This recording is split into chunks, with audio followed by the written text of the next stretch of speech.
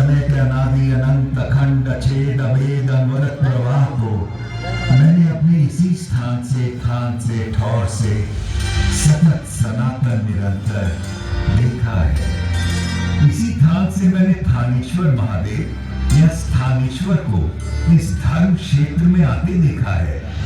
इसी स्थान से मैंने सारी सृष्टि के रचयिता प्रजापति ब्रह्मा को विष्णु जी की नाभि से स्वयं संचित होते देखा है। इस जगह से मैंने सरित सरस्वती की धर्म धारा को कलकल बहते निहारा है और इसी ठौर से मैंने वृषभवती नदी को प्रवाहित होते देखा है।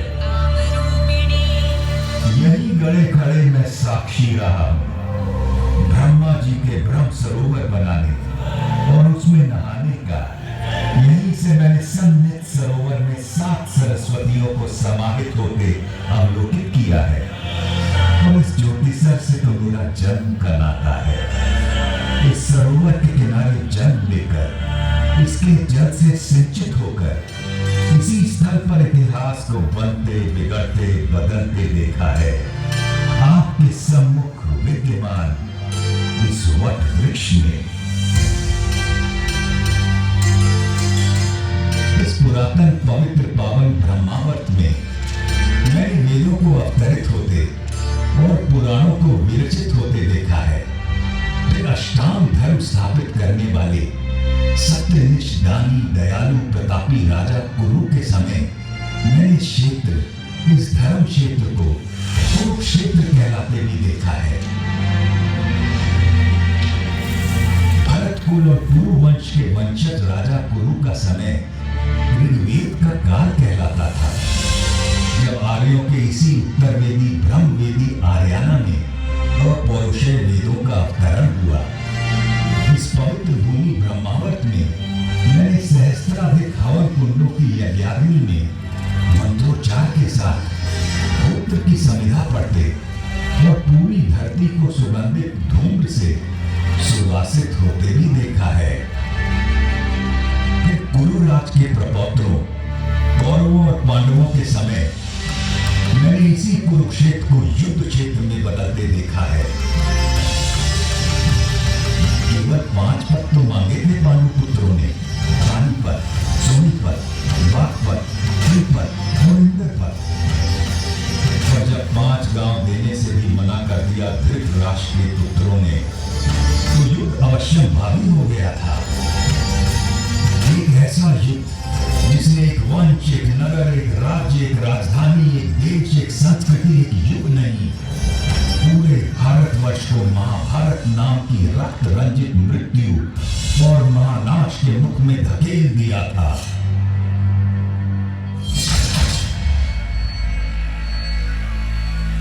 सच कहें तो महाभारत का युद्ध उसी दिन शुरू हो गया था जब जुए के मादक और मारक खेल के लिए धृतराष्ट्र के पुत्रों ने पांडवों को हस्तिनापुर के अपने प्रासाद में आमंत्रित किया था। जिसे द्यूत का व्यसन हो उसे जुए की चौपट से दूर रखना असंभव होता है। पांडवों की ओर से युधिष्ठिर पासे फेंक रहे थे और कौरवों की ओर से मामा शकुनी। एक एक कर सारे गांव धन धान्य और संपत्ति पांडव हारते चले गए। दूसरे भाइयों ने बड़े भाई को आगे खेलने से रोकने के अनेक यत्न किए, किंतु जैसे ही युधिष्ठिर मानने को होते शकुनी में और उकसा देता। ऐसा कैसे हो सकता है कि पांडवों के बड़े राजकुमार के पास एक भी दांव लगाने के लिए कुछ भी न हो? और कुछ तो होगा, कोई रथ घोड़ा, दास दासी, चाकर भृत्य, स्त्री। हाँ, एक चीज है मेरे पास, मेरी पत्नी द्रौपदी, मैं उससे दांव पर लगाता हूँ। भैया, द्रौपदी कोई वस्तु नहीं, हम पांचों की पत्नी है वो। फिर कैसे आप उसे? ठीक है अर्जुन, तुम उसे जीत कर लाए थे, किंतु द्रौपदी में युधिष्ठिर का भी तो हिस्सा है। अभी इसका 5वां भाग काट कर दांव पर तो नहीं लगा सकते ना। आप पास अपने के युधिष्ठिर, इस बार जीत निश्चित आपकी ही होगी।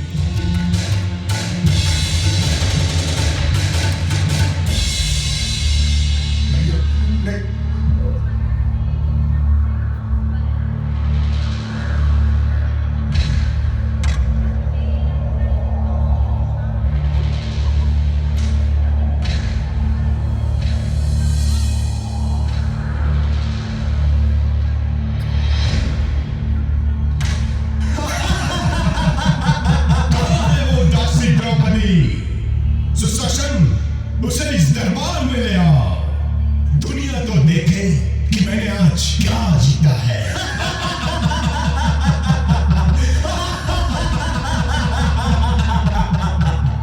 पूरे राजमहल में सन्नाटा पसरा था और उस नीरव मौन में केवल सुयोधन का टास गूंज रहा था। इधर सुशासन द्रौपदी को उसके केशों से घसीटता हुआ दरबार के बीचों बीच ले आया था।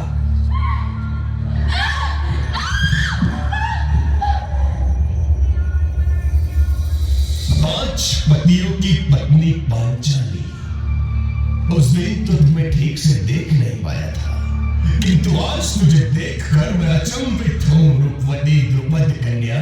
अभी भी ना तूने मुझे ठीक से देखा है, न जाना है, और न तेरी हिम्मत ना होती इस तरह मुझे बड़े दरबार में घसीटने की। पापी! सही तो कह रही है, अभी तुमने मुझे न ठीक से देखा है न जाना है। सुशासन, चलो निर्वस्त्र कर दो इस दासी को। बस कर सुयोधन, तेरी हिम्मत कैसे हुई मेरी पत्नी का ऐसा अपमान करने की? सुशासन, दूर हट जा। यदि तूने द्रौपदी को छुआ भी तो मैं तुझे जीवित नहीं छोड़ूंगा। धर्मराज, आप ही बताइए ना, दूत में हारी हुई स्त्री पर किसका अधिकार होता है? जीतने वाले का या उसे हार जाने वाले का? अपनी आंखों के सामने इतना अधर्म तो न होने दीजिए धर्मराज। मौनम सहमति लक्षण। पुत्र सुशासन, निवस्त्र कर दो इस दंभी दासी को। कैसा पाप किया है आपने धर्मराज? अपनी पत्नी को मनुष्य नहीं, एक सूक्ष्म संपत्ति समझकर दांव पर लगा दिया। रोको मेरे अर्जुन! महाभीष्म, आप तो हमारे कुल के सबसे बड़े हैं, रोको ना ये पाप। मेरे लॉर्ड, क्या नहीं सिखाया आपने अपने शिष्यों को कि इस सभा में एक भी कोई आर्थिक नारी के अपमान को रोकने के लिए आगे नहीं आ रहा? पिता धृतराष्ट्र, देखिए कि क्या हो रहा है आपके सामने। अंधे हैं, वो कैसे देखेंगे?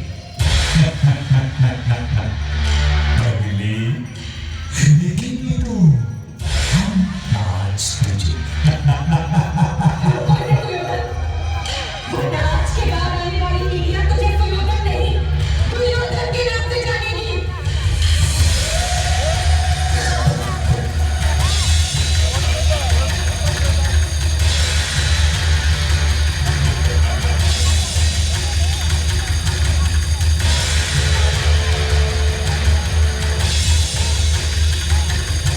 हे सखा, हे कृष्ण, हे कन्हैया, तू ही बचा सकता है लाज अपनी इस सखी की।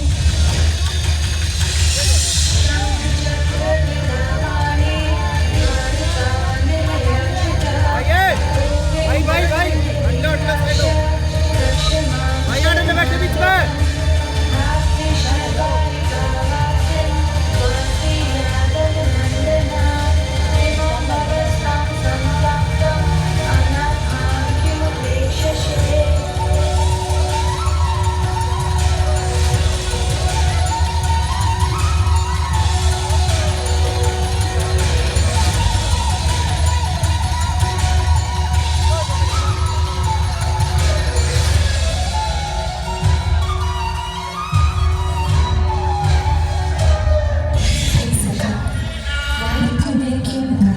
तुम्हें तो रोटी की मुझे दूर द्वारिका से बुलाने की। यदि तो कहती मेरे मन बसिया कृष्ण, तो मैं तो तेरे पास ही था, तेरे साथ ही था, तुझ में भी था सखी।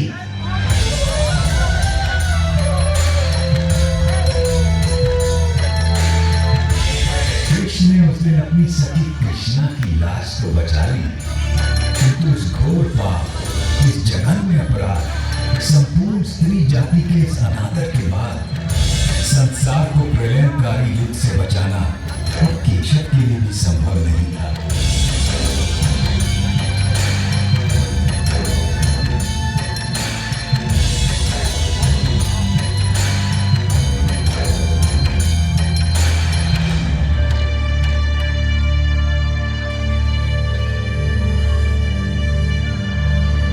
कुरुक्षेत्र को युद्ध क्षेत्र बनाने की तैयारी में तमाम जंगल जलाए जाने लगे, पेड़ काटे जाने लगे। स्वभाव से पता नहीं कैसे मैं उस दिन बच गया, या दुर्भाग्य से, क्योंकि अगले 18 दिनों में जो नरसंहार, जो रक्तपात, जो छल, जो नृशंस हत्याएं, जो मूल्यों का हनन, जो मानवता का पशुवत चेहरा मैंने देखा, उससे अच्छा था कि मुझे भी काट डाला गया होता या जला दिया गया होता। किंतु सबसे विस्मयकारी, विलक्षण और विचित्र था युद्ध का पहला दिन, और वो पांडवों की 18 अक्षौहिणी सुसज्जित सेनाएं यहीं सामने के मैदान में एकत्र होने लगी।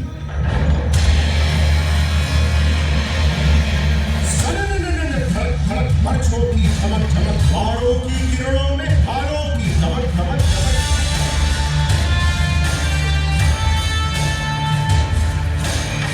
अश्वों की खड़क खड़क खड़क खड़क खड़क खड़क, रथध्वज की लहर लहर लहर लहर लहर, मृत्यु आलिंगन को वीरों की धड़क धड़क, सेना की धड़क धड़क, ललकारे चहक चहक, धूने हो गर्व से जो जीत दिखे झलक झलक झलक झलक, गज सेना धमक धमक धमक धमक, अभियस्त धड़क धड़क धड़क धड़क, जय जय जय गौरव कहीं पांडव जय घोष धड़क, जय जय जय गौरव कहीं पांडव जय घोष धड़क, जय जय जय गौरव कहीं पांडव जय घोष धड़क।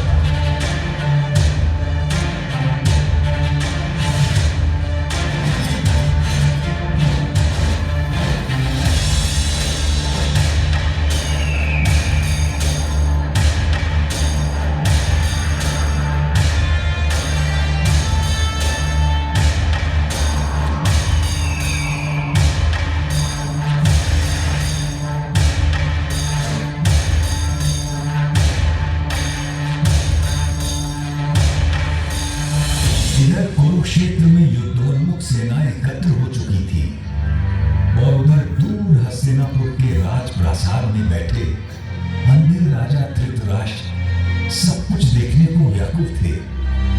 देखना तो दुर्भाग्य से असंभव था जन्मान राजा के लिए, किंतु कदाचित उनके अंधेपन की प्रतिपूर्ति के लिए ही उनके रथवाहक संजय को दिव्य दृष्टि का वरदान था, जिससे वो दूर की चीजों को देख सकते थे। व्यथित धृतराष्ट्र ने संजय से पूछा, धर्मक्षेत्र कुरुक्षेत्र में जब मेरे और पांडु के बेटे युद्ध के लिए एकत्र हो गए हैं, तो संजय उन्होंने क्या किया है?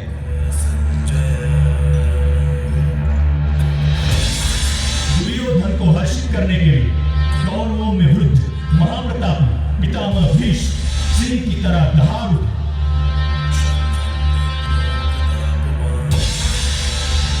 और उन्होंने युद्ध का शंख फूंक दिया है। उनके इंगित पर अनेक शंख, रणभेरियां, ढोल, मृदंग और रणसिंगे एकाएक बज उठे। दूसरी ओर श्वेत अश्वों वाले बड़े रथ में आरूढ़ धनुर्धर अर्जुन और उनके साथी मानव कृष्ण बैठे। उन दोनों ने भी अपने अपने दिव्य शंख पांचजन्य और देवदत्त बजा दिए। उधर भीम ने अपना पौत्र शंख बजाया तो युधिष्ठिर ने अनंत विजय में फूंक मारी। पांडवों की ओर से और भी अनगिनत शंख बज उठे स्वामी, और उनके विस्फोटक कोलाहल आकाश धरती कंपित हो उठी। और आपके पुत्रों के साथ समर्थकों के कांप गए महाराज। जब पांडुपुत्र अर्जुन ने देखा कि अस्त्र शस्त्र चलने ही वाले हैं, तो उसने भी अपना धनुष गांडीव उठा लिया। किंतु तभी एक विचित्र बात हुई। अर्जुन ने अपने सारथी ऋषिकेश कृष्ण से कहा कि वो उनके रथ को दोनों सेनाओं के बीचों बीच ले जाए, ताकि वो देख सकें कि उन्हें किस किस से लड़ना है, इन्हें मारना है, इन पर विजय प्राप्त करनी है और अच्छे उनका रथ लेकर आगे बढ़ चले हैं।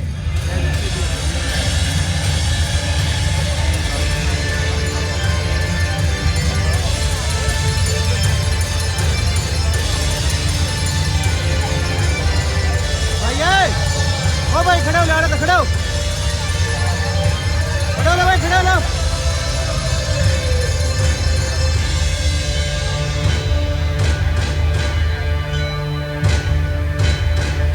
अर्जुन ने देखा कि सामने भीष्म और द्रोण थे।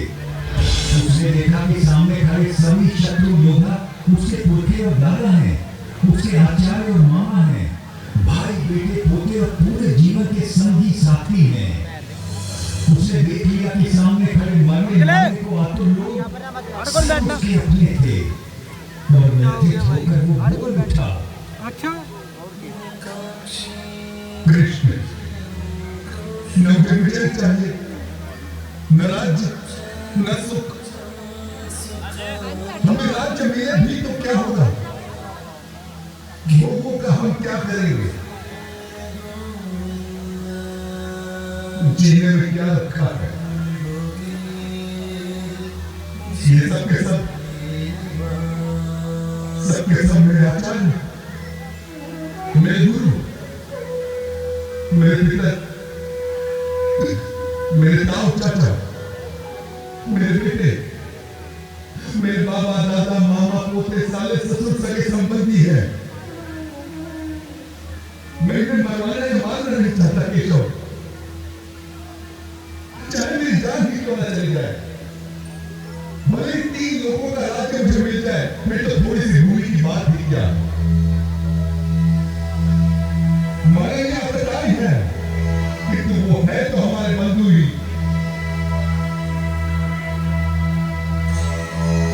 अपने कुटुंबियों को मार कर मानो हम सुखी कैसे हो सकते हैं।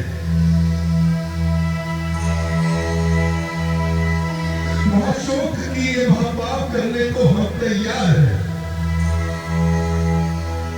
राज्य और सुख के लोभ में हम अपने ही लोगों की हत्या करने को उतार हो गए। धृतराष्ट्र के 8 हत्तों से सुसज्जित बेटे भले रण में मुझे मार डाले तो भी मेरे लिए यही उचित और स्वीकार्य होगा। अर्जुन की ये विषाद योग दशा देखकर उसके सारथी श्री कृष्ण कदापि चिंतित नहीं हुए, बल्कि उसकी बातें सुनकर ऋषिकेश कृष्ण कुछ हंस पड़े और अर्जुन से बोले,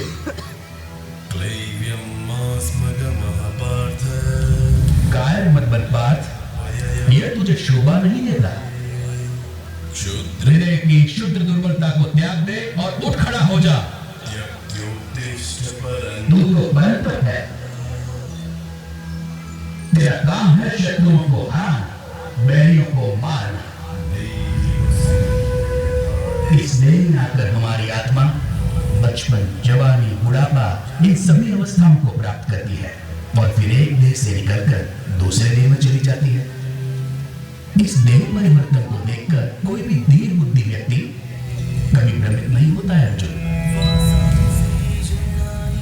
जैसे पुराने कपड़ों को उतारकर मनुष्य नए कपड़े पहन लेता है, उसी प्रकार आत्मा भी पुराने शरीर को त्याग कर नया शरीर धारण करती है। इस आत्मा को ना तो शस्त्र काट सकता है और ना आग इसे जला सकती है, ना इसे पानी भिगा सकता है और ना ही हवा उसे सुखा सकती है। यूं सांख्य योग की बारीकियों को आगे समझाते हुए कृष्ण बोले, गुरुनंदन, इस योग में व्यवसायिक बुद्धि और कर्म निर्धारक बुद्धि दोनों एक ही है, लेकिन जो अव्यवसायी है, अकामी है, अकर्मण्य है, उसकी बुद्धि तो अनंत शाखाओं में बंटकर भटक जाती है अर्जुन। और फिर देवकी नंदन श्री कृष्ण ने वो शब्द कहे जो आज तक हर भारतीय के मन मस्तिष्क में गुंजायमान रहते हैं, तेरा अधिकार केवल कर्म पर है, फल पर कमी नहीं। तो कर्म करते समय फल की इच्छा कभी मत कर और कर्म से कभी मुंह भी मत मोड़। काश कि मनुष्य ये बात हम पेड़ों से समझ लेते, जो सारे संसार को, मनुष्यों, पशु पक्षियों को निरंतर फल देते हैं, किंतु स्वयं उस फल के भोग के बारे में कभी नहीं सोचते। वरना तो सारे जंगल, सारे पेड़ पौधे, सारी वनस्पति कब की नष्ट हो जाती, और उसके साथ संसार में संपूर्ण जीवन भी।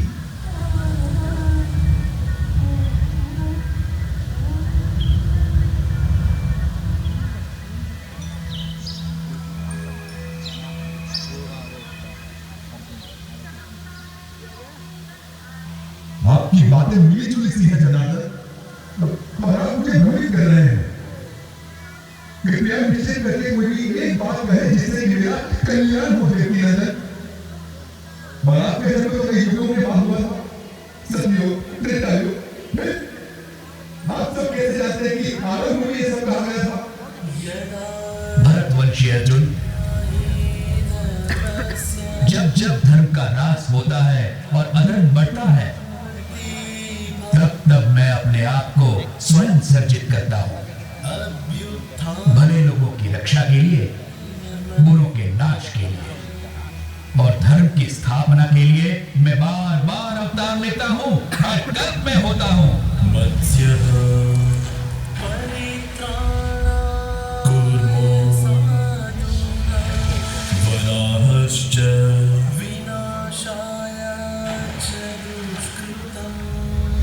नृसिंहोऽवतः वामनः रामो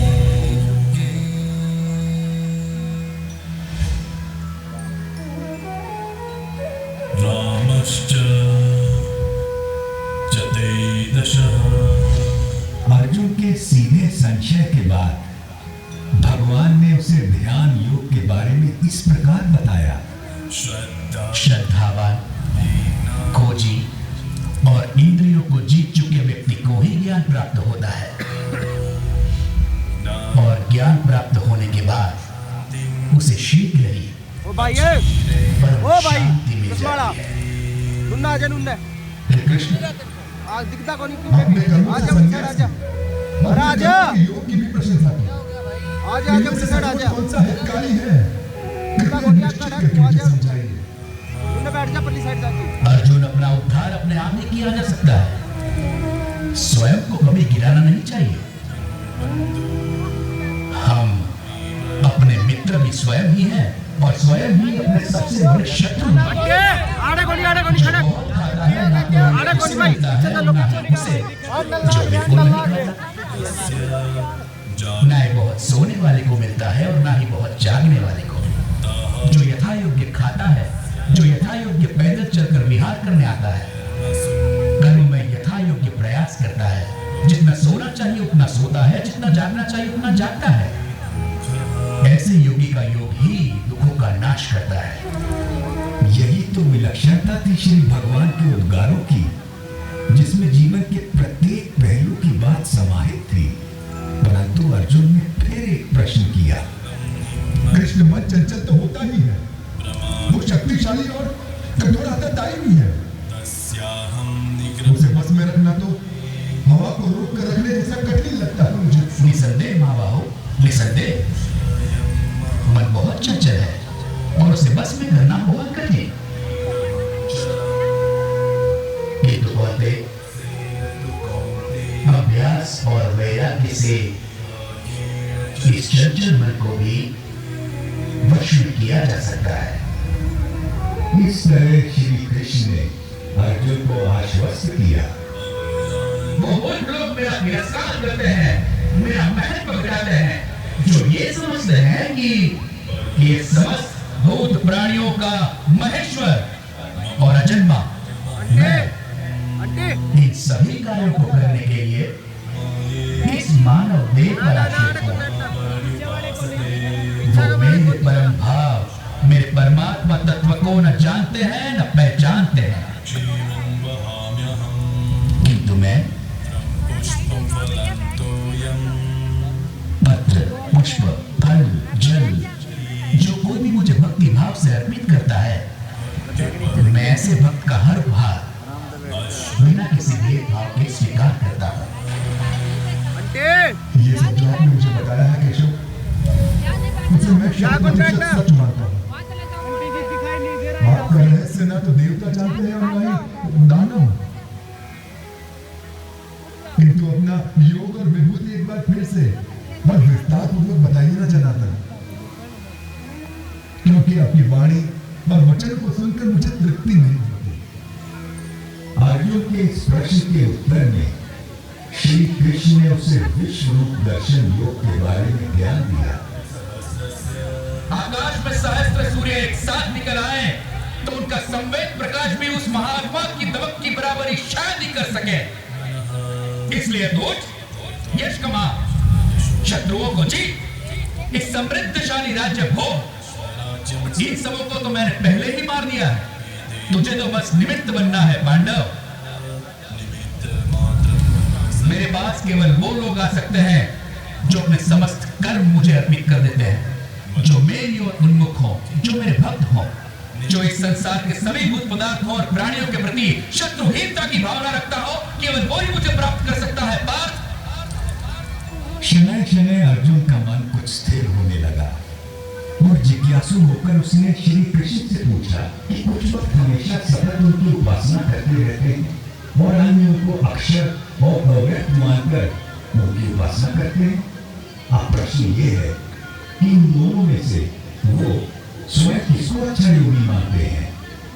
भगवान ने बड़ी धीरज से उत्तर दिया, मेरा वो भक्त मुझे प्रिय है जो द्वेष नहीं करता, जो समस्त भूत पदार्थों और प्राणियों का मित्र है, जो सब पर करुणा करता है, जो निर्मम है, निर्मोही है, निरंकार है, जिसमें मैं नहीं, जो अपने को कर्मों का कर्ता नहीं मानता, जो सुख और दुख दोनों को एक समान समझता है, जो क्षमा से भरा हुआ है। मेरा वो भक्त मुझे प्रिय है जो संतोषी है, सदा योगी है, आत्मा को जीतने वाला है, इरादों का पक्का है और मन बुद्धि सब मुझ पर अर्पित करता है। जनार्दन, बहुत से लोग जो शास्त्र में बताए गए तरीके से हटकर पूजा इत्यादि करते हैं, उनकी आस्था कैसी है? भारत, सबकी श्रद्धा अपने अपने व्यक्तित्व और स्वभाव के अनुरूप होती है। मनुष्य श्रद्धा का पुतला है, जिसकी जैसी श्रद्धा होती है वैसा ही वो होता है। अर्जुन ने एक अंतिम प्रश्न किया, महाबाहु ऋषिकेश, केशरी शूद्र, मैं संन्यास का और त्याग का तत्व भी जानना चाहता हूं। इनमें से सचमुच कौन सा हितकारी है, ये भी समझना है मुझे। कवि, मेधावी और विद्वान एक बात अच्छी तरह से जानते हैं कि संन्यास उन कर्मों का परित्याग है जो फल की कामना से किए जाते हैं, और दूसरे विवेचक सभी कर्मों के फल के त्याग को ही त्याग मानते हैं। सात्विक कर्ता वो है जिसमें आसक्ति नहीं होती, जो अहमवादी नहीं होता, जो धैर्य और उत्साह से भरा होता है, जो काम के पूरा होने ना होने में सिद्धि असिद्धि में भी निर्विकार रहता है। इसलिए हे पार्थ, तू सभी धर्मों का त्याग करके मेरी शरण में आ, मैं तुझे सब पापों से मुक्त कर दूंगा। तू शोक मत कर। पांडव श्रेष्ठ महाबाहु अर्जुन, अच्छा, आपकी कृपा से मेरा भ्रम नष्ट हो गया है, स्मृति वापस लौट आई है, संदेह दूर हो गए हैं, और अब मैं दृढ़ हूं कि अब से आपका त्याग करूंगा। अर्जुन के मन से विषाद, करुणा, ग्लानि, शंका और निराशा छीनकर हो गए और अर्जुन ने अपना गांडीव उठा लिया और प्रतिज्ञा तान दी। अब महाभारत होने को कोई नहीं रोक सकता था।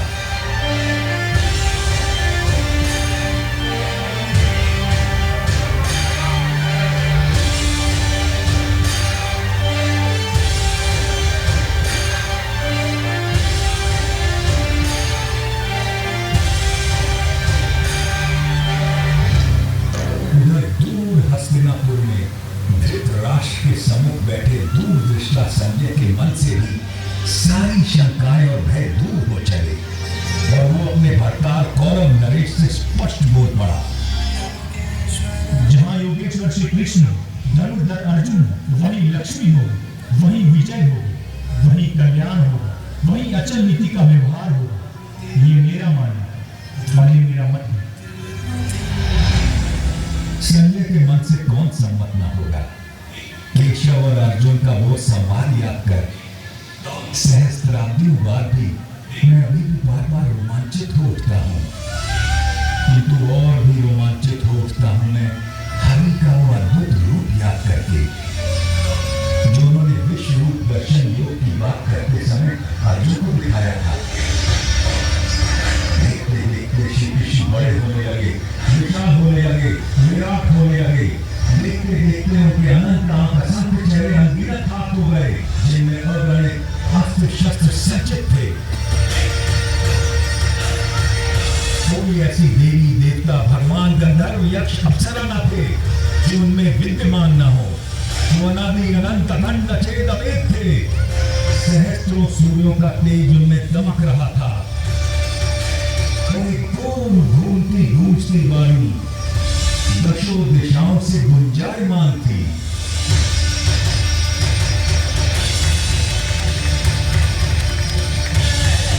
मैं अक्षर हूँ, अनिर्देश्य हूँ, अव्यक्त हूँ, सर्वज्ञ हूँ, चिंतन से परे कूटस्थ हूँ, अचल हूँ, हूँ। मैं ही भूतों के भीतर स्थित आत्मा, उनका निजित्व, उनका अपनापन हूँ।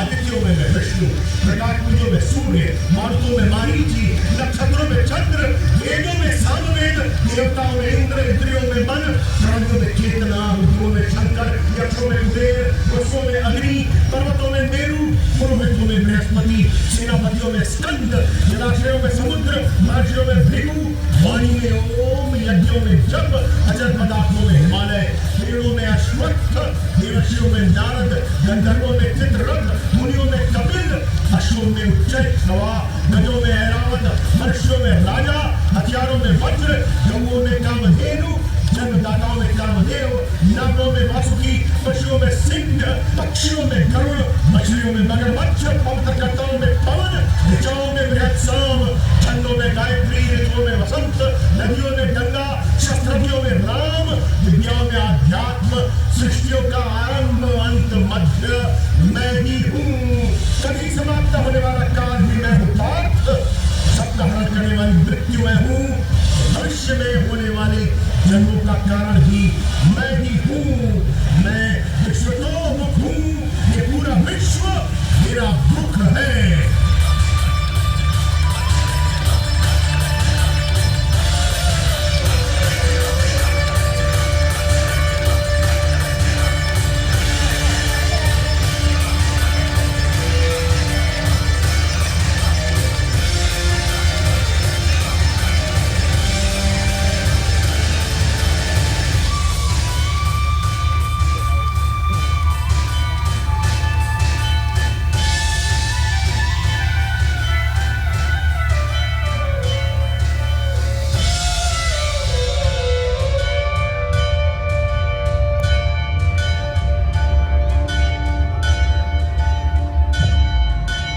मैं बड़भागी था जो उस दिन भगवान का विश्व रूप अपनी आंखों देख पाया और व्यास जी की कृपा से वासुदेव कृष्ण और महात्मा अर्जुन के बीच का यह गुप्त संवाद स्वयं सुन सका, जिसमें सभी उपनिषदों का, समस्त ब्रह्म सूत्र का और सम्मुच वेदांत का सार केवल 700 श्लोकों में समाहित था।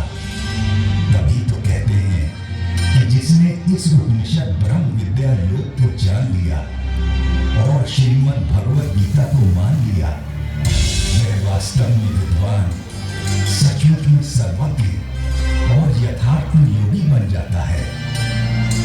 आशा है आज की इस रात के बाद कल का सवेरा आपके जीवन में एक नया प्रकाश, नई आशाएं और निष्काम कर्म के प्रति एक नवीन ऊर्जा लेकर आएगा।